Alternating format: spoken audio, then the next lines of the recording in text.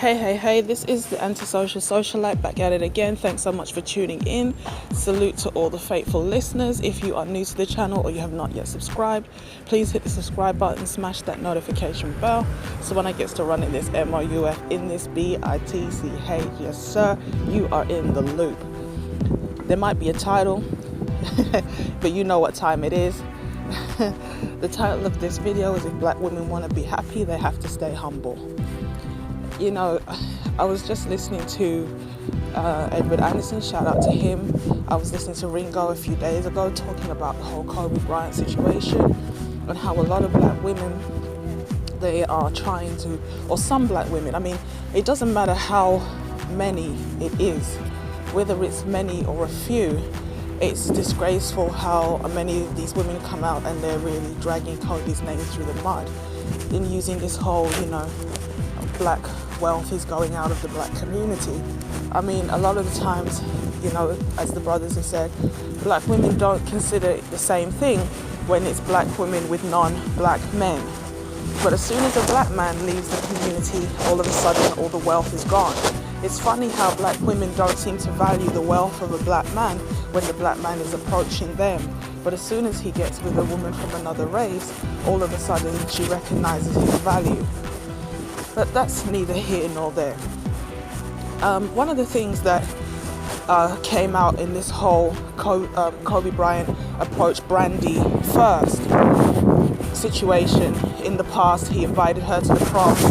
Some people say she refused, some people say she went, but she didn't like him. She picked Mace over him. Is that Mace was the shiny toy.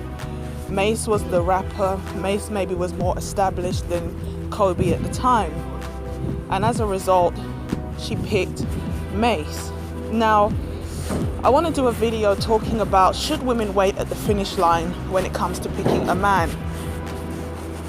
Some men feel disgruntled that women don't want to support them when they're broke, when they're coming up, and I can kind of understand why women would say that, because when you really think about it, you are looking at someone who really only has potential.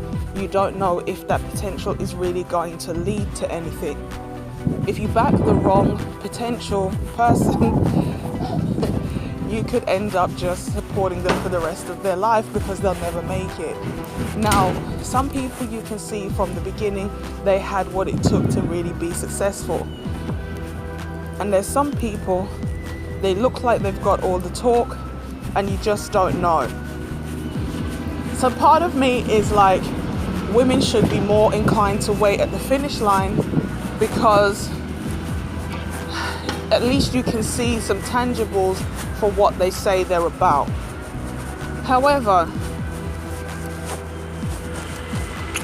most people are not going to be Kobe Bryant. Let's just be real. Most people are not going to be internationally acclaimed NBA stars, or they're not going to be worth tens or even hundreds of millions. They're not going to be big business people or entrepreneurs. And so this notion of waiting at the finish line when it comes to the average person is kind of a bit different for us who are in the regular society, because most of us will never reach that status anyway.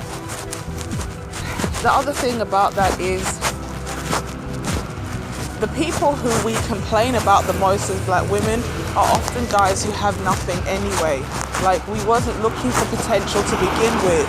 So this idea of waiting at the finish line really doesn't apply to a lot of black women, because most of them don't seem to have a plan when it comes to dating, apart from who looks good, who makes them feel good, who gets them sexually aroused in the short term, which is not a foundation for a relationship. I mean, I believe there's no hard and fast rule. It's kind of like you have to feel out the situation for yourself with wisdom. And I did a video recently saying black women need to return to traditionalism. And I focus very much on the traditional gender role of the woman. But really and truly, it's also about bringing, the rule of the father and brothers back into the situation. Because a father, when the woman brings home a man, is going to vet that man for her. He has more life experience, he understands how men think, and he's going to say either this dude is good, or I can see in this guy he has no good intentions, I can see this guy is serious, or he's going to be like, well, if you want my daughter, you have to show me that you are willing to do what you need to do. For example, my friend, when she got married, the boy has a good job. He wasn't a boy, he was a man in his mid-20s.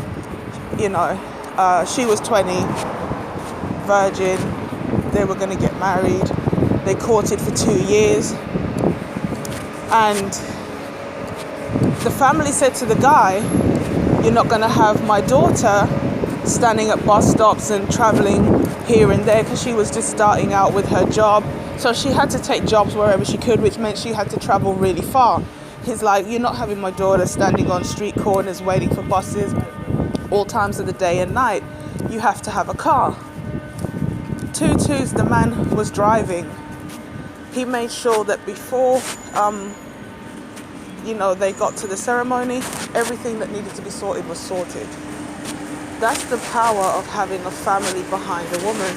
A woman is going to make an emotional decision based on the way the guy makes her feel at the time, and that's shallow thinking, because when you're caught up in the newest of a relationship, you are easily going to be swayed with things that are very superficial. It takes the man's perspective to ground a woman when she's caught up in those emotions of, I think I'm in love, when really it's lust kind of thing. It takes the father, it takes the threat of harm from the father or the brother to make the guys come correct, or to make them back off. Okay, so traditionalism, patriarchy isn't just about men being over women, the way that is often presented as some type of abuse. It's about men being over women to provide and protect, because a man knows how other men think. Women don't understand how men really think. They always think that they're so smart. They think that they're easily manipulated. No, men just let you think that because it enables them to get what they want and be gone. You think you was in control and in power, when really you kind of got played. Okay? So, why do I say all of this? Although you can't really blame Brandy for thinking Mace was a better option, at the end of the day, there was something wrong with Brandy's judgment, why she picked the superficial rapper who just looked all shiny versus Kobe, who was a bit more plain, maybe a bit more homemaker-ish. This pursuit of excitement, this pursuit of thrills and just the shiny new toy has a lot of black people in a bad position, because they're looking too much to be stimulated instead of to build. Okay, if Brandy had seen Kobe as somebody who was good husband material, good father material, she wouldn't have necessarily picked Mace, as the so-called better option. But because she didn't have the right criteria in mind, she was easily beguiled by Mace's, status at the time. She's in the industry, he's in the industry. Maybe she thought they could collaborate. They would have been like the first Jay-Z and Beyonce kind of couple, maybe. I don't know. But all I do know is Brandy picked the loser and then ended up not in the right situation.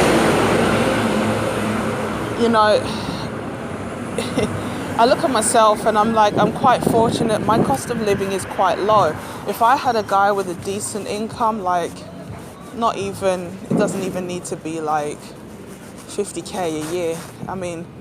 30 a year. I could easily stay at home. Okay? I could easily be a stay-at-home wife or mother because my cost of living is so reasonable. But how many black women would forego comfort and luxury in order to really have it all? It's like wanting the big house, being able to stunt on your girlfriends, being able to show off that you've got the biggest ring and the biggest car or whatever. It's like, that is really why a lot of relationships probably end over money, or they're one of the reasons people have some of the biggest disagreements. Trying to prove to people that you're rich and showing off by buying all these expensive things actually kill relationships. Okay? If you're so caught up with the guy because he's got money, but he doesn't have character, he doesn't want to build, he doesn't have what it takes to be a husband, he's not looking to settle down, he doesn't want to have a family, or he doesn't want to have a family with you, then guess what? You have now backed a loser, basically.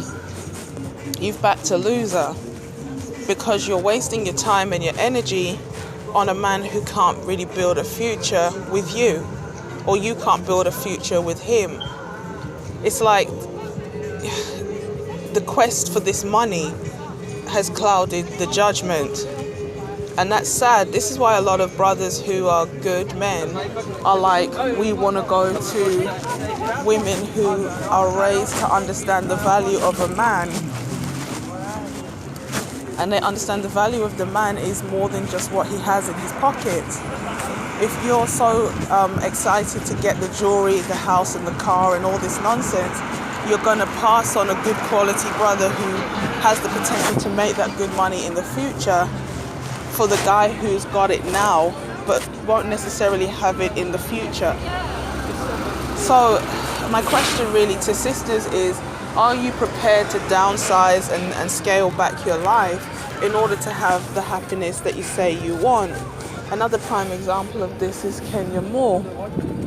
Kenya Moore allegedly, spent her whole entire career on The Real Housewives talking about how much she wants to get married and start a family. She has a nice face, but also a terrible reputation. Okay? She finally got a man to marry her, and then she turns around and blows it, from what I hear, because she wanted to still be on the show, and her husband did not want to be part of the program. So this is a typical example of a black woman putting her needs and her preferences, her desires and goals ahead of her own family. Some say that she never really wanted to be married. She just wanted the child, but she didn't want to be a baby mama like Portia. And let me say this, as a side note, I find it very interesting that when you look at The Real Housewives of New York, one of the ladies was like, I had IVF, I was established, and then I had my twins, on my own. It was a decision to have a child on my own.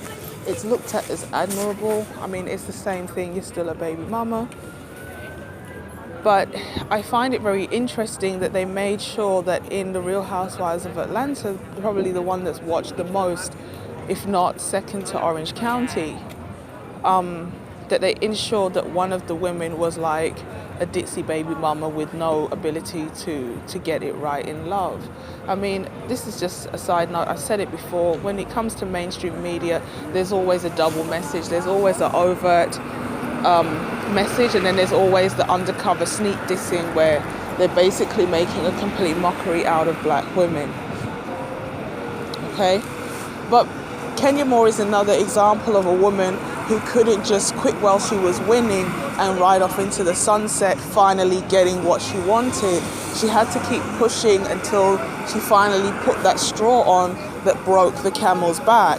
And it's a sad state of affairs. The child may suffer because they don't have a stable family, raising another single mother household. Obviously, Kenya Moore's mother was unstable. She's clearly, maybe she inherited some kind of cognitive issue from her mother. But then, because I hear IQ is passed from generation to generation through the mother. So if the mother's unstable, it may explain Kenya Moore's erratic behavior. But she finally got a man. She finally got married. She finally had this baby that she wanted. And then she just threw the entire thing away just because her career was way more important. But how many black women on a day-to-day basis throw away everything that they said they wanted over it's like they threw away everything they had just for that one extra thing that they claimed that they wanted. So that's all I'm saying. If black women want to be happy, they have to learn to be humble. Stop making your image and your status so significant that you end up losing everything. You know, it's kind of like quit while you're winning, quit while you're ahead. You're at the casino, you're winning, take your chips, go home. I hope this has been helpful. If you like the video, give it a big thumbs up. If not, you know where the thumbs down button is. And I'll catch you in the next one. Peace.